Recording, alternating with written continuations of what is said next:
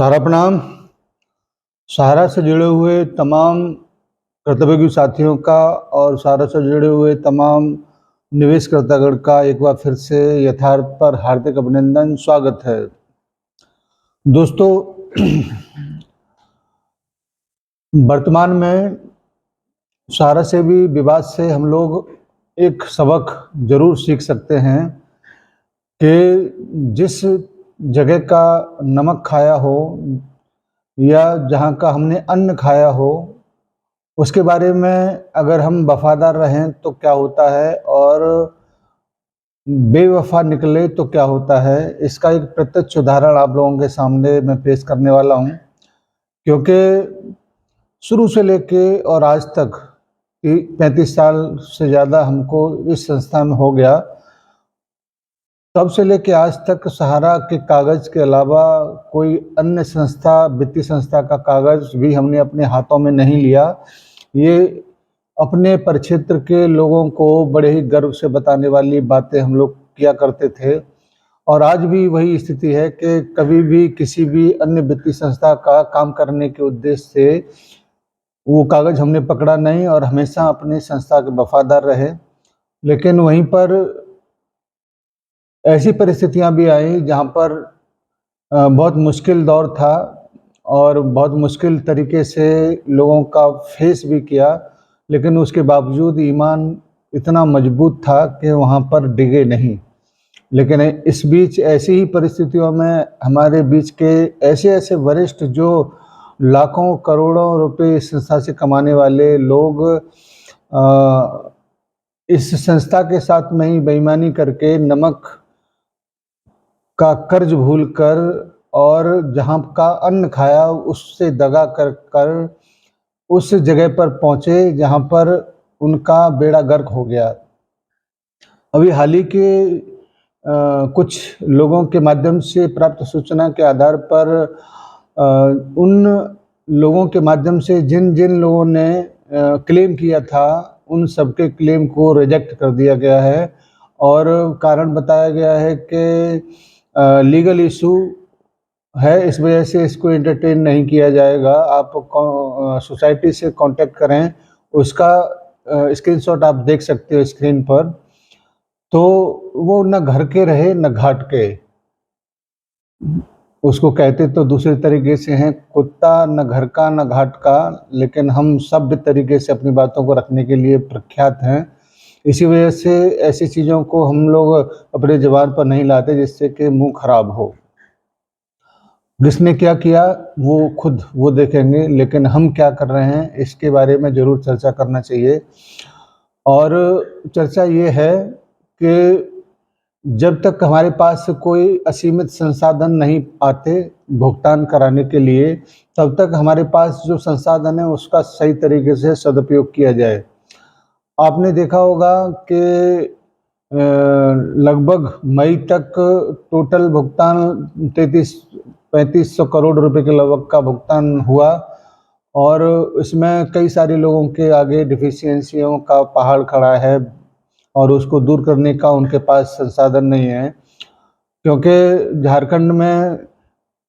सरकार के द्वारा कार्यालयों को बंद कराए जाने के कारण भी बहुत सारे भुगतान प्रभावित हुए होंगे, लेकिन अन्य राज्यों में ऐसा कुछ था नहीं और वहाँ पर लोगों ने बहुत बेहतरीन काम किया और भुगतान अपने अपने ब्रांचों का काफ़ी अच्छी मात्रा में जो भी संसाधन उपलब्ध थे उनके माध्यम से करा दिया गया। लेकिन एक काम वित्त मंत्री जी की टीम के द्वारा हुआ हो या सहकारिता मंत्रालय जी की टीम के द्वारा हुआ हो, जून के महीने में रिकॉर्ड काम किया है और लगभग 800 करोड़ रुपए का भुगतान जून के माह में ही कर दिया गया। क्योंकि अब मात्र वहाँ पर 700 करोड़ रुपए के लगभग का अमाउंट बचा है। हमारी खुद के संज्ञान में बहुत सारे ऐसे जमाकर्ताओं का भुगतान 15 तारीख को 20 तारीख को आ गया, उनको पता ही नहीं था, लेकिन जब चेक कराया गया तो बहुत सारे लोगों का भुगतान आ गया। इसीलिए मैं आपसे ये कहता हूँ कि जो संसाधन हमारे पास वर्तमान में चाहे छोटे ही सही, अगर विकल्प मौजूद है, अगर आप उसका इस्तेमाल करते हैं तो निश्चित रूप से आपको कुछ न कुछ उसका भुगतान आपको प्रतिफल के रूप में जरूर मिलेगा। दो कंडीशन है इस बीच में। एक तो है 50,000 से ऊपर का अमाउंट, जिसमें बहुत सारे पेंडिंग, अंडर प्रोसेस और डिफिशियंसी तमाम सारी चीज़ें हैं। लेकिन 50,000 से नीचे का केवल एक कंडीशन है कि मेंबरशिप फॉर्म जरूर उपलब्ध हो, बाकी का सिग्नेचर मिसमैच या XYZ कोई भी चीज़ें हैं वो कोई मायने नहीं रखती, आपका भुगतान 100% आएगा ही आएगा। इसीलिए अपने साथियों से मैं ज़रूर कहना चाहूँगा कि 50,000 से नीचे का जिन लोगों का, जिन कार्यकर्ताओं का आप लोगों ने डिमांड कराया है, उसको रीसबमिट करा दें, जिससे कि उनका भुगतान आ जाए। और ये 60 दिन के अंदर अंदर भुगतान आने का 100% चांस बन रहा है। तो आप सभी लोग 50,000 से नीचे जिन जिन लोगों ने कराया है उनका भुगतान कराने के लिए रीसबमिट कराना है। ये वित्त मंत्रालय, चाहे वो सीतारमन जी हों, चाहे सहकारिता मंत्रालय के द्वारा, अमित शाह जी के द्वारा जो भी गाइडलाइंस, निर्देश जल्दी से जल्दी भुगतान कराने का दिया गया है, ये बहुत अच्छा पहल किया है, जिससे कि जो भी उनके पास धन है वो जल्दी से जल्दी खत्म हो, तो फिर आगे की कार्यवाही सुप्रीम कोर्ट के द्वारा निर्देशित किया जाए कि सहारा इंडिया परिवार के कार्यालय से भुगतान होगा कि पोर्टल के माध्यम से ही आगे चलता चलेगा। इन सारी चीज़ों को आने वाले समय में जो सुप्रीम कोर्ट इस मामले को लेकर कुछ कार्रवाई करेगा तभी मालूम पड़ेगा। साथियों, समय के साथ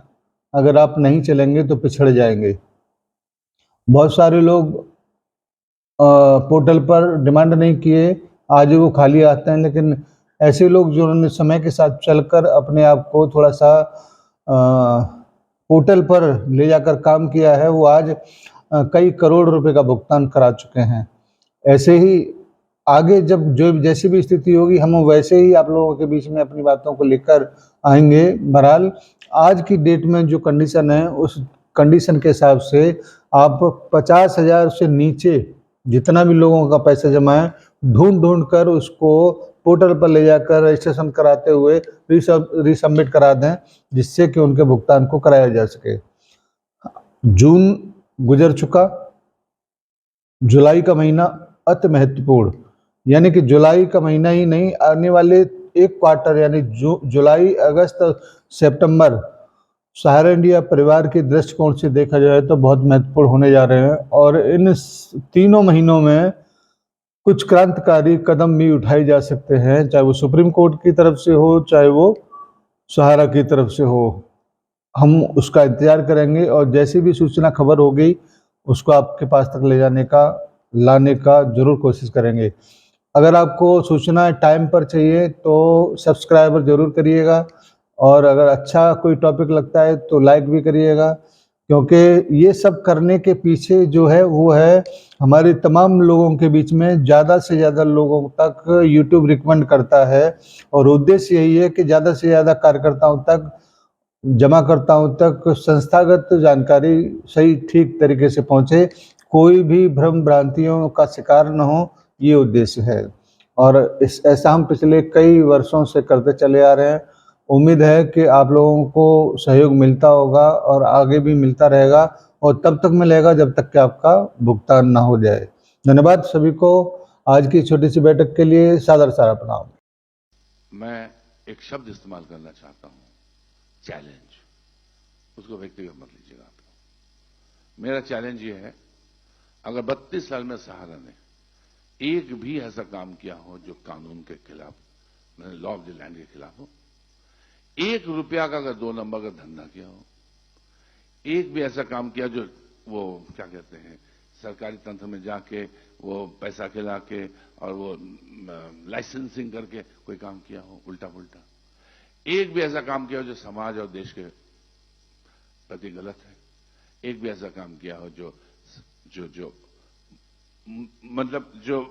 बेसिक वैल्यूज हैं, मूल्य हैं, उनके खिलाफ कोई काम किया हो, अगर ऐसा एक भी मिल जाए आपको, जो 20 साल से आप लोग चेक कर रहे हो, आज तक कुछ नहीं मिला, अभी आगे भी नहीं मिलेगा कभी, आपको एक मिल जाए, हम सबको हैंग कर दो। और मैंने फिर माफी मांगते उनसे कहा, अगर नहीं करोगे तो हम नागरिक की हैसियत से मांग कर रहा हूं, जो लोग बदतमीजियां कर रहे हैं, जिनको कर्तव्य का कोई बोध नहीं है, बड़े बड़े ओहदे पर बैठ के अपने को खुदा समझ बैठे सरकारी तंत्र में, तो फिर आपका यह कर्तव्य बनेगा उनको हैंग करो, अगर वो गलत है उनको हैंग करो।